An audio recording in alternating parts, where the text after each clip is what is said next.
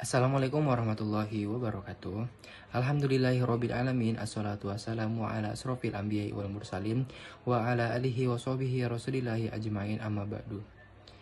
Segala puji bagi Allah, Tuhan semesta alam, yang mana telah memberikan kita semua kesempatan, terkhusus pada kami kelompok 7, yang dimana di sini pada hari ini kami akan melakukan presentasi. Sebelumnya yang terhormat juga Ibu Zuesti Eka Putri, MAK, sebagai dosen pengampu mata kuliah Sistem Informasi Akuntansi. Dimana pada kesempatan kali ini kami akan mempresentasikan PowerPoint kami mengenai pembuatan model data dan desain database. Baik, kami perwakilan dari kelompok 7, yang dimana saya sendiri di sini Fadlan Rizky Rizaldi sebagai moderator akan mengenalkan anggota-anggota dari perwakilan kelompok 7 yang beranggotakan 4 orang.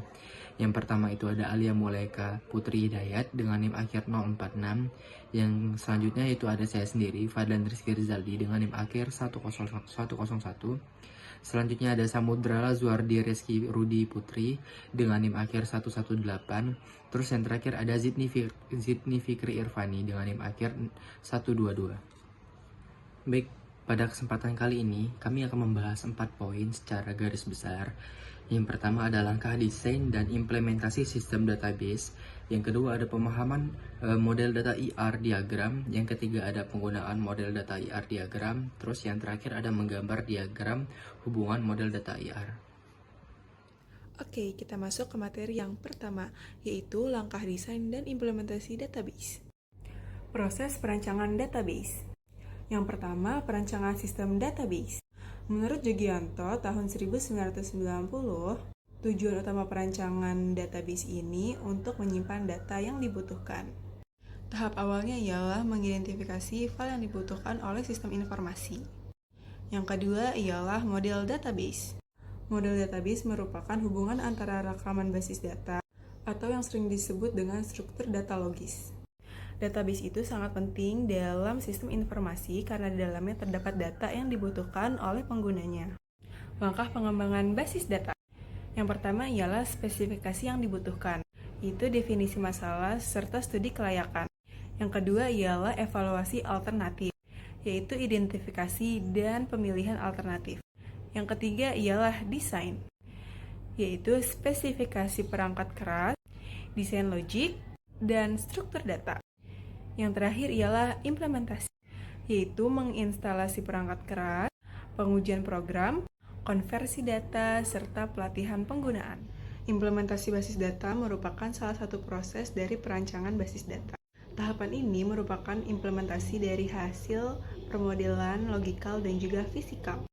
Bahasa perintah yang digunakan harus sesuai dengan DBMS yang dipilih. Tahap implementasi basis data merupakan proses membangun basis data fisik di memori sekunder dengan bantuan DBMS yang dipilih. Dimulai dengan mengonversi model data dengan skema yang sesuai. Kemudian diagram ER direpresentasikan menjadi tabel-tabel data. Himpunan entitas dan juga relasi diagram ER diubah menjadi tabel, sedangkan atribut-atributnya menjadi field dalam tabel. Performansi basis data ditentukan oleh yang pertama, kualitas dan bentuk perancangan basis data. Yang kedua ialah kualitas mesin atau kualitas komputer. Yang ketiga ialah platform yang dipilih. Yang keempat, sistem operasi. Dan yang terakhir ialah DBMS yang digunakan. Nah, baik, selanjutnya di sini saya akan menjelaskan apa itu model data IRD. Nah, jadi teman-teman, apa sih itu model data IRD? Jadi IRD itu adalah singkatan dari Entity Relationship Diagram, yaitu diagram yang menunjukkan hubungan antara entitas seperti objek, orang, dan juga konsep dalam suatu sistem. Nah, jadi IRD ini biasanya digunakan dalam software engineering. Software engineering untuk merancang skema database supaya dapat lebih memahami strukturnya. Nah, dan juga selain itu, diagram ini juga bisa dibuat pada sistem database yang sedang berjalan untuk menelusuri lebih dalam cara kerja sistem dan juga mengidentifikasi potensi masalah yang terdapat pada model data IRD tersebut. Nah, selanjutnya itu ada jenis model data IRD. Nah, baik teman-teman, jenis pada model data IRD tersebut terbagi menjadi 3. Yang pertama ada conceptual data model, Terus yang kedua ada logical data model. Terus yang terakhir ada physical data model.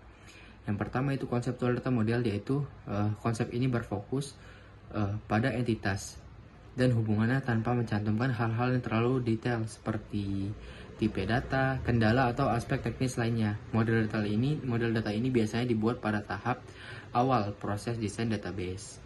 Terus selanjutnya yang kedua yaitu ada logical data model. Logical data model ini memberikan gambaran yang lebih rinci, misalnya atribut, tipe data, dan hubungan antar entitas. Nah, model data ini biasanya dibuat setelah pembuatan konseptual data model.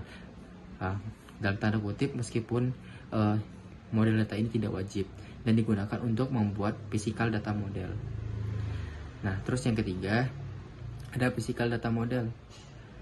Physical data model ini adalah memberikan gambaran yang rinci tentang implementasi database yang sebenarnya. Model data ini biasanya dibuat berdasarkan logical data model. Jadi dari ketiga jenis model data IRD tersebut, itu ketiga-tiganya memiliki keterkaitan hubungan satu sama lain. Nah, selanjutnya yaitu membahas tentang komponen IRD. Kalau sebelumnya tadi membahas jenis model data IRD, nah kalau sekarang yaitu membahas tentang komponen IRD. Nah, komponen IRD tersebut dibagi menjadi 4. Yang pertama ada entity, yang kedua ada atribut, yang ketiga ada relationship, yang keempat ada garis hubung. Baik, kita bahas yang pertama yaitu entity. Nah, entity atau entitas adalah objek atau konsep yang memiliki properti atau atribut yang direpresentasikan dalam database. Contoh entity misalnya pelanggan, produk, dan pesanan. Dalam IRD, entity biasanya digambarkan dengan persegi panjang dengan nama yang tertulis di dalamnya. Nah, selanjutnya yang kedua yaitu ada atribut. Atribut adalah karakteristik atau properti yang dimiliki suatu entitas. Jadi antara atribut dan entitas tersebut ada kaitannya tersendiri. Nah, atribut ini mendeskripsikan properti spesifik entitas dan membantu membedakannya satu sama lain. Contoh atribut misalnya nama, ada alamat, tanggal lahir, harga, dan lain-lain. Atribut dapat dilambangkan dengan oval atau lingkaran yang terhubung ke entitasnya masing-masing. Terus selanjutnya yang ketiga yaitu ada relationship. Nah, relationship tersebut adalah hubungan antara dua entitas atau lebih yang dapat digambarkan dengan bentuk wajib dan dilabeli menggunakan kata kerja. Relationship memiliki beberapa jenis yaitu one to one, one to many, atau many to many. Nah, dan juga dari relationship tadi juga memiliki kaitannya dengan konsep sebelumnya yaitu atribut. Terus yang terakhir ada garis hubung. Nah, garis hubung ini adalah garis hubung yang digunakan untuk menunjukkan hubungan antar entitas. Garis-garis ini menghubungkan entitas dan menggambarkan sifat asosiasinya. Nah, dari keempat komponen IRD ini, entity, atribut, relationship, dan garis hubung, keempat-empatnya memiliki hubungan yang dimana saling berkaitan satu sama lain. Sama juga dengan yang sebelumnya yaitu jenis model data IRD. Oke, kita masuk ke IRD. IRD adalah alat yang digunakan dalam desain database untuk memvisualisasikan dan merepresentasikan hubungan antara entitas. IRD memiliki tingkat detail yang berbeda, tergantung dengan model datanya. Dengan IRD, developer dapat lebih memahami sistem database dan mengidentifikasi potensi masalah dalam suatu sistem. Masuk ke manfaat penggunaan ERP pada perusahaan. Nah, di sini itu dibagi menjadi 3. Yang pertama ada integrasi data, di mana integrasi data itu memungkinkan antara berbagai departemen dan fungsi perusahaan. Dengan adanya integrasi data ini juga, perusahaan dapat menghindari duplikasi data dan mempercepat akses informasi serta meningkatkan akurasi data yang digunakan dalam pengambilan keputusan. Nah, yang kedua ada dasar akurat penentuan keputusan. Dengan adanya sistem ERP yang terintegrasi, perusahaan dapat mengumpulkan dan menganalisis data dengan lebih mudah.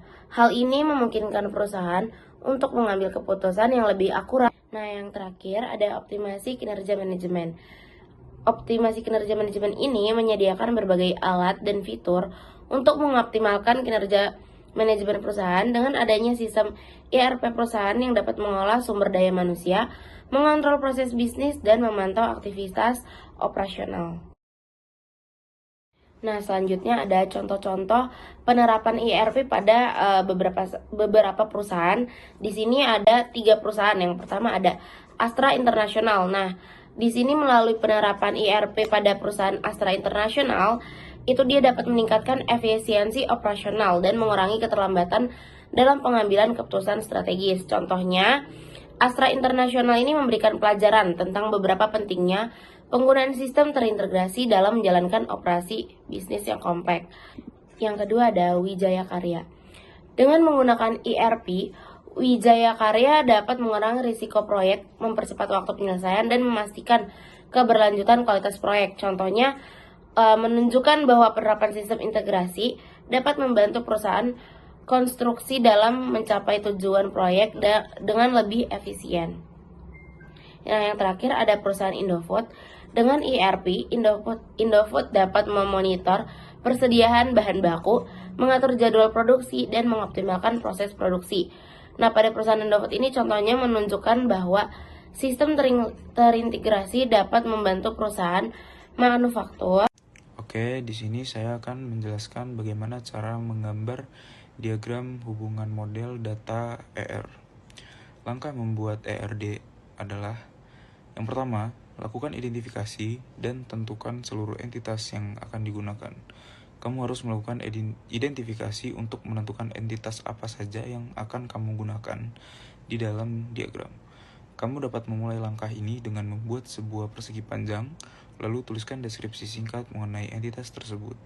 Yang kedua, identifikasi dan menjelaskan relasi dari entitas. Kamu dapat mencari entitas yang sekiranya memiliki relasi. Kemudian kamu dapat membuat garis yang menghubungkan kedua entitas tersebut. Selain itu, kamu juga harus menentukan relasi antara satu entitas dengan entitas yang lainnya. Yang ketiga, tambahkan atribut yang diperlukan. Pastikan kamu menentukan atribut key pada setiap entitas. Lambangkan atribut key tersebut dengan bentuk oval dan berikanlah deskripsi pada lambang tersebut. Ingat, untuk atribut key, deskripsi ditulis dengan garis bawah. Yang keempat, lengkapi diagram.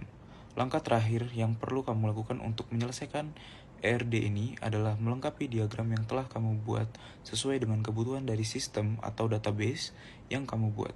Pada tahap ini, kamu harus lebih teliti untuk memeriksa setiap komponen, simbol, dan deskripsi yang salah atau tertukar. Berikut adalah contoh diagram ERD. Oke, selanjutnya penjelasan contoh ERD. Jadi, pada contoh ER diagram pada slide sebelumnya, menjelaskan terdapat entitas, atribut, dan proses apa saja yang terjadi pada saat mahasiswa ingin meminjam buku dari perpustakaan. ER diagram tersebut dapat dijadikan gambaran untuk membuat sebuah sistem database perpustakaan. Dapat dilihat pada diagram perpustakaan di slide sebelumnya, terdapat 4 entitas di dalamnya. Keempat entitas tersebut adalah mahasiswa, anggota perpustakaan, buku, dan denda. Setiap entitas memiliki atributnya masing-masing. Berikut adalah atribut dari masing-masing entitas. Yang pertama ada mahasiswa, atributnya NIM, nama jurusan, alamat. Yang kedua, anggota perpustakaan. Atributnya nomor anggota, nama, jurusan, masa berlaku. Yang ketiga, buku.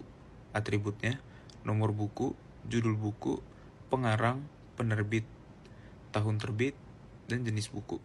Pada setiap relasi dari ER diagram pada slide sebelumnya juga mengandung beberapa atribut yang digunakan dalam prosesnya.